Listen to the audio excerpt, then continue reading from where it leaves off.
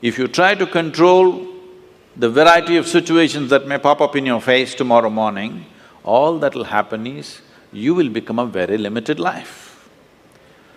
You would step out into the world and do whatever that needs to be done only if you have an assurance, no matter what you walk into, you will not lose yourself. You will walk full stride, otherwise you'll only be a half a step.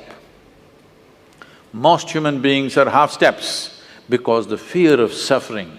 If this happens, what'll happen to me? If that happens, what'll happen to me? If you're well managed within yourself, you know how to manage your thought, you know how to manage your emotion, you know how to manage your body, your chemistry, your energy. If you know how to manage all this, what does it matter if you walk into hell, I'm asking? If you are well managed, if you are a heaven within you, what does it matter where you go? Hell also will be an interesting place to go. But if you are ill-managed, then you want to be in a nice place all the time. You will not step out into anything. I'm not saying this is wrong, this is against nature, because in nature, every life is aspiring to be as much as it can be, isn't it? Every life is naturally aspiring, this is not a philosophy, this is not an ideology that you must do this or that. It is natural and intrinsic for every life that it will do as much as it can. From an earthworm, from a worm to an insect to a bird, to an animal to a tree, every one of them are trying to be full-fledged life. If you go against this simply because of the fear of suffering, then all possibilities of exploring the nature of being human, the tremendous immensity of being human is just lost upon humanity. Today, you will see this everywhere. When people say, I am only human, they are talking about the limitations of being human. They are not talking about the possibilities of being human, isn't it? If we are the most intelligent species on the planet, if we are the most capable species on the planet, should we be talking about our possibilities or should we be talking about our limitations? Whenever anybody writes or says, oh, we are human, they're always referring to their limitations, never to the possibilities of being human. This is because the most fundamental things have not been taught in our education systems, how to handle your thought and your emotion. Your psychological drama has gone out of control. It's a badly directed drama, believe me. If it was a well-directed drama, you would take it to the conclusion that you want, isn't it? Because it's a badly directed drama, just about anybody can take charge of it. Who is the director of your psychological drama? Just about anybody, isn't it? Anybody can make it into a tragedy. The reason why people have not even learned to manage their thought and emotion. By the time you're 10, you should have learnt it. At 60, people still don't know how to manage their thought and emotion. They're standing up like ghosts in their life. They don't need anybody's help.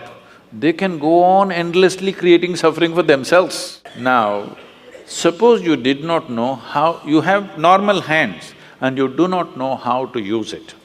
What would you call yourself? No, you tell yourself, don't tell me, it's okay. Whatever you think, if you have a normal process of mental faculty and you do not know how to use it, it means the same thing, yes or no? Yes. Does it mean the same thing or no? You don't have a normal hand, then you can't use it, that's different. We will look at you compassionately. But you have a normal hand and you don't know how to use it. Whatever word you use to call yourself, don't tell me, but the same thing goes if you don't know how to use your thought and emotion towards your well-being, isn't it? Because ill-managed,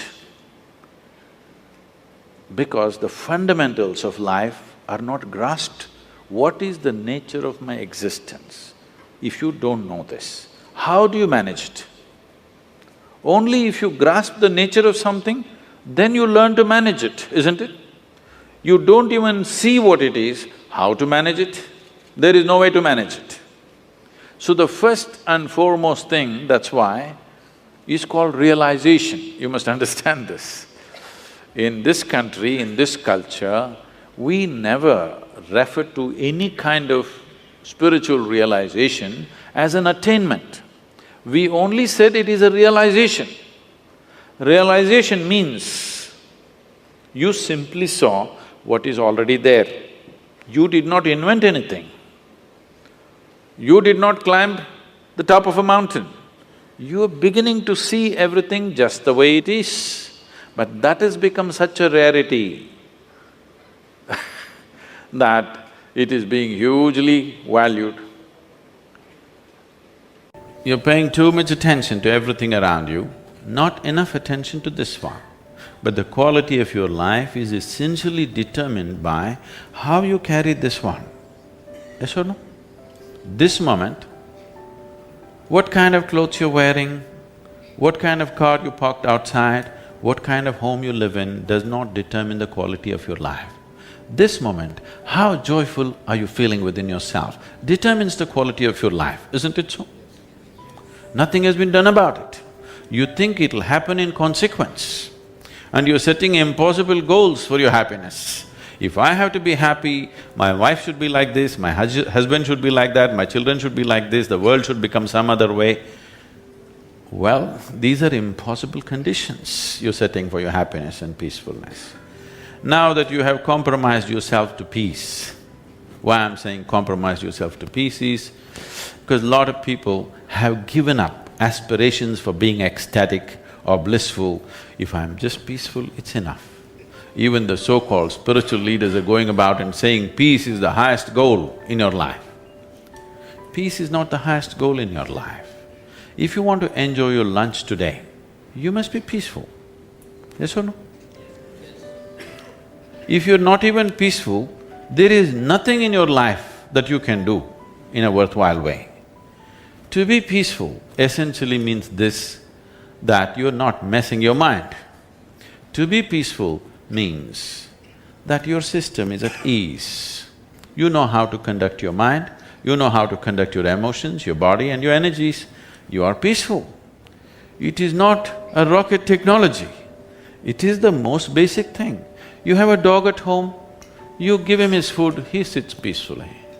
Maybe not ecstatic, but peacefully. Many times they're ecstatic also. Yes? If your dog is able to sit peacefully, oh, he doesn't have to run my industry. That's not the point, he's got his own stuff going.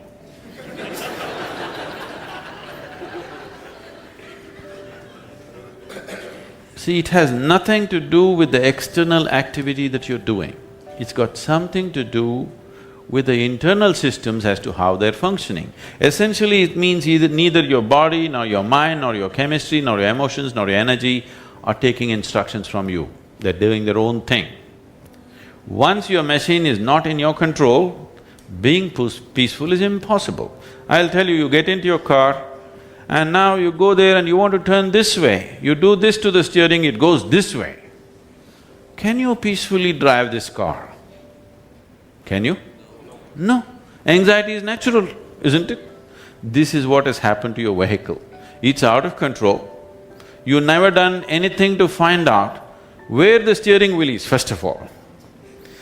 This is not that simple as a car, this is a super computer. Now the problem is most people have not even bothered to find the keyboard. They think if they do this, somehow it'll work. When you're given such a highly sophisticated machine, if you do not conduct it properly, it will cause many problems to you. By accident it's working. I want you to know this is made this way. If you hold your hands like this, it'll breathe one way. If you just turn it around, the very way you breathe, the breathing pattern itself changes in your lungs. You can try it if you want when you have the time. This way, this way. I'm saying everything that you do, fundamental changes are happening in this machine because it's such a sophisticated machine. It's more than a touch screen, if you just wish it, it will happen. When you have such a sensitive and sophisticated machine and you are operating like a blacksmith, then being peaceful seems to be difficult. Peace is not the highest goal in your life, it is the most fundamental requirement. Don't ever set peace as the highest goal. If you do that, you will only rest in peace. You must see, to be peaceful is the first thing in your life, isn't it? If you want to do anything sensibly in your life, if you want to conduct any situation in your life sensibly, to be peaceful and happy is fundamental. Such a fundamental thing is rising to heavens these days. People think they're going to be peaceful somewhere else, not here, because you have never paid attention to this machine, never paid attention to the internal mechanism of how a human being functions, what is the basis of everything that's happening within you. It takes a little bit of attention.